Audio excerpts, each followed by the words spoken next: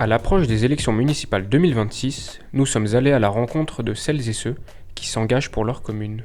Qu'ils soient élus, candidats ou citoyens, ils donnent de leur temps et de leur énergie pour faire vivre leur village.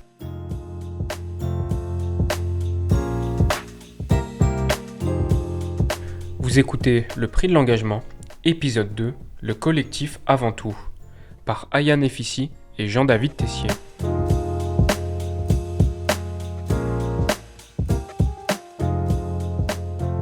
Au-delà de l'engagement sur la durée, c'était œuvrer à ce que cette liste ait lieu. Je crois que mon élan, entre guillemets, mon étincelle pour dire vas-y mets ton nom, c'était vraiment pour que la continuité en fait. Surtout ne pas gâcher cette continuité d'une liste bénévole d'un tout petit village d'irréductibles gaulois qui n'ont pas envie d'être rattachés à une autre commune et de perdre un peu son identité.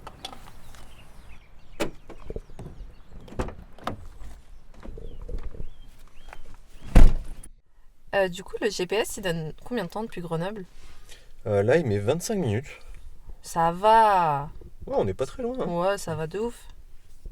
Allez, let's go.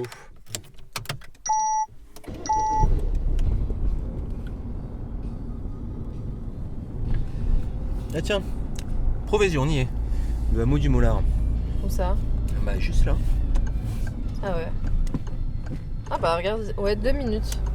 Ça va, hein. Curieux de savoir comment les citoyens s'engagent avec ce projet de comité consultatif, ça a l'air vachement intéressant. Ouais, en plus, perso, c'est la première fois que j'entends parler de ce type de projet. On va voir ce que nous dit le maire d'ailleurs à ce sujet.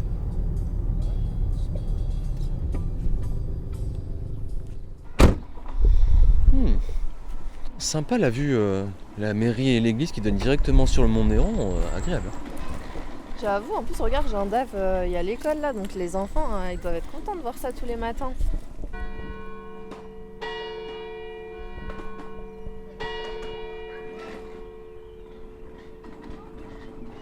Christian Balesrieri, j'ai été élu maire en 2020 et j'ai 74 ans et le village m'a accueilli en 1980. Mes enfants y sont nés. Je dois tant à ce village que j'ai trouvé normal d'y apporter une contribution, de donner aussi en réciprocité par rapport à tout ce que j'ai reçu.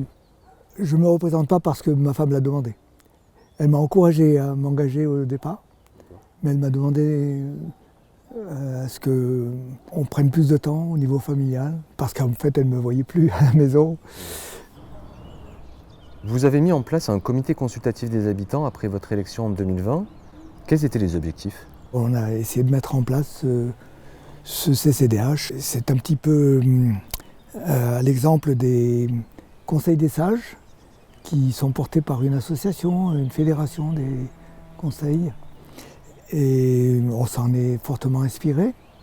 Et on a mis en place ce CCDH faisant en sorte de faire appel à la population de manière aussi démocratique que possible. On a constitué 3 collèges dans la capacité de porter un jugement sur l'action municipale, donner des conseils, donner des pistes de travail auxquelles nous ne pensons pas.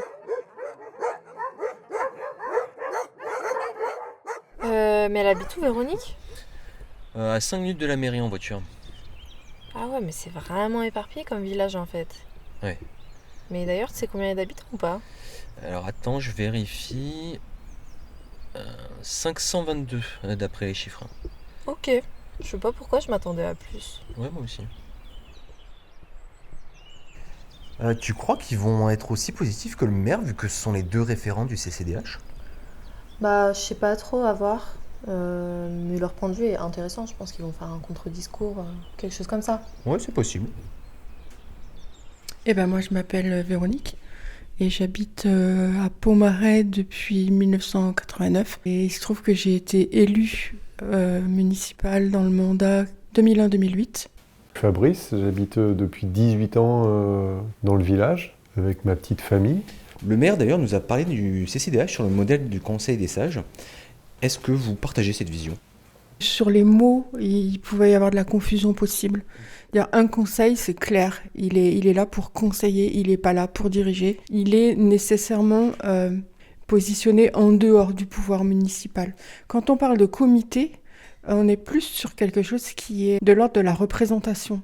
Comité des habitants, on peut attendre qu'on porte une parole qui a été partagée ou recueillie dans le village ou qui vient faire une revendication de quelque chose. Et je pense que ça a joué sur la faiblesse de la représentation ou la fragilité de la compréhension à l'interne du conseil municipal. Et quel retour critique pouvez-vous faire sur la manière dont la municipalité s'est emparée de vos conseils ? Vas-y Fabrice, sois fort. Du côté du conseil municipal, là c'était une autre chose, c'est que, comme le disait Véronique, probablement qu'il n'y avait pas eu un partage si large que ça au sein du conseil municipal de la nature et de la fonction de ce comité consultatif, qui fait qu'un certain nombre d'avis qu'on a pu émettre et de travaux qu'on a pu faire nous ont paru rencontrer l'indifférence. Je crois qu'en majorité, les gens de l'équipe, de la nouvelle équipe qui se présente là, ils n'ont pas mis les pieds dans ce que nous proposions. Je trouve qu'on a proposé vraiment quelque chose de conséquent, avec le petit noyau de l'équipe municipale avec lequel on a travaillé ça, et puis le petit noyau du CCDH. On a formé un bel attelage. On a été en mesure de produire des choses qui étaient véritablement inédites à l'échelle du village, mais je pense un peu plus largement. Il y a eu aussi beaucoup de participation sur l'entretien matériel et foncier du patrimoine commun. C'est-à-dire, il y en a un qui va refaire un bout de construction dans un coin, on dégage le pont ensemble, on se fait une corvée pour dégager les chemins, on refait... Donc il y a toujours eu une participation. On peut faire le pari que, notamment venant de Christophe Millet, quelqu'un qui a eu l'expérience à la fois des commissions et du CCDH, qui soit vigilant à en faire quelque chose de réellement utile. Merci pour le café. Bon courage à vous pour le bouclage. Bonne suite. Oui. Merci beaucoup. Merci. Bon après-midi. Merci beaucoup pour votre Au revoir. temps. Au revoir. Bonne journée.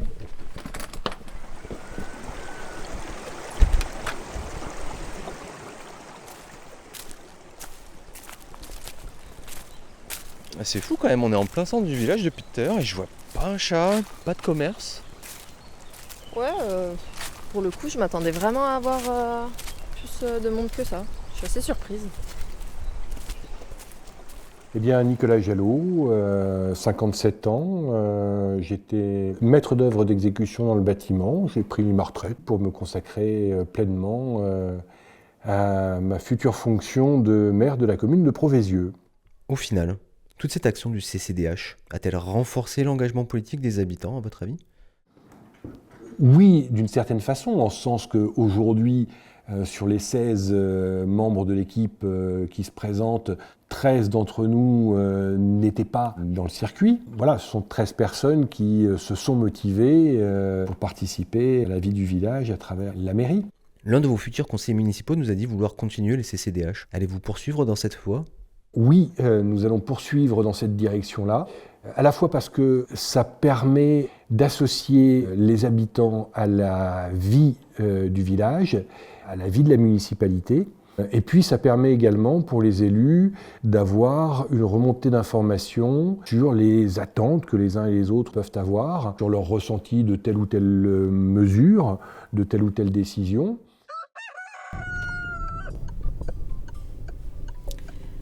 Ok, donc là, il n'y a plus qu'à aller voir Bertil. Ouais, on l'a rejoint au conservatoire de Saint-Égrève, elle y amène ses 2 enfants. Ok. Ah ouais, quand même, 10 minutes, c'est juste à côté en fait. J'avoue, en fait, ils ont vraiment les avantages de la ville, mais c'est trop bien parce qu'ils habitent quand même à la campagne, quoi.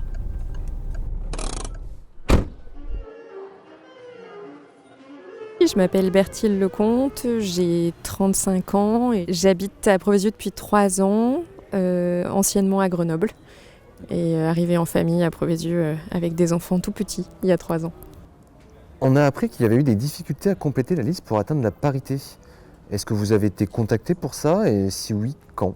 moins d'une semaine avant la clôture de la liste, il y a eu un peu un appel au secours, entre guillemets. On a un groupe WhatsApp de village qui a démarré pendant le Covid, qui s'appelle Entraide Provézard, donc ça veut bien dire ce que ça veut dire. La nouvelle équipe a dit au secours, il nous manque 2 femmes pour respecter la parité, qui a envie. Et en fait, on est 2, dont une copine voisine justement de Pomarez aussi, à avoir réagi un peu sur les mêmes critères en disant mais il faut que cette liste elle voit le jour, c'est impossible autrement. Pour moi par exemple, si je diminue mon temps de travail pour passer du temps à la mairie, ce qui aujourd'hui c'est un scénario qui se réfléchit, il faudrait que je puisse m'y retrouver aussi financièrement.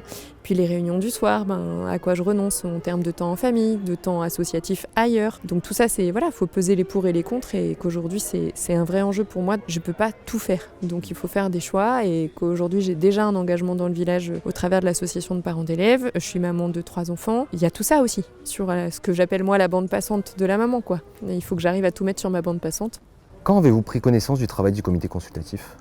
Quand ils ont fait, à la demande de l'équipe actuelle, un atelier sur le projet politique. Qu'est-ce que c'est qu'avoir un projet politique ? Et c'était en gros construire le projet politique de Proveysieux de demain, en mode après-midi jeu de scénario. On avait un scénario imposé qu'on devait défendre quoi qu'il arrivait, que ce soit nos convictions ou pas. C'est ça qui était rigolo, c'est que moi je me suis retrouvée avec un projet qui était à peu près aux antipodes de mes convictions, et c'est rigolo de se dire avec mon groupe on devait le défendre devant tout le monde et en gros voter pour nous, quoi. Et c'est à ce moment-là que j'ai découvert vraiment l'action du comité consultatif des habitants, et dans le dernier bulletin municipal, je trouve ça vraiment super, et je crois qu'on a tous passé une bonne après-midi justement pendant ces projets-là. Je sais pas ce que ça a suscité, moi ça a rallumé un petit peu une petite flamme, clairement. Et vos enfants, comment ils voient tout ça ? Ils ont compris que Christian c'était le maire, que le maire va changer, mais voilà, je pense que pour eux ça s'arrête là. C'est une belle histoire. Oui, carrément. Bon, bon après-midi, merci encore d'être venu jusqu'à moi. À bientôt. Au revoir. Au revoir.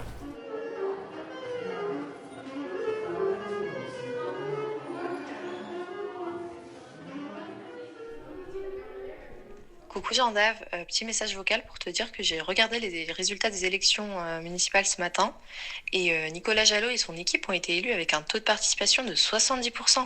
C'est quand même 10% de plus qu'en 2020, c'est assez énorme. C'était Le Prix de l'engagement, un podcast des étudiants de l'école de journalisme de Grenoble. Dans le prochain épisode, vous découvrirez l'engagement de Nelly Jeannin Kersia, une mère sur tous les fronts, qui a dû concilier vie personnelle, professionnelle et politique.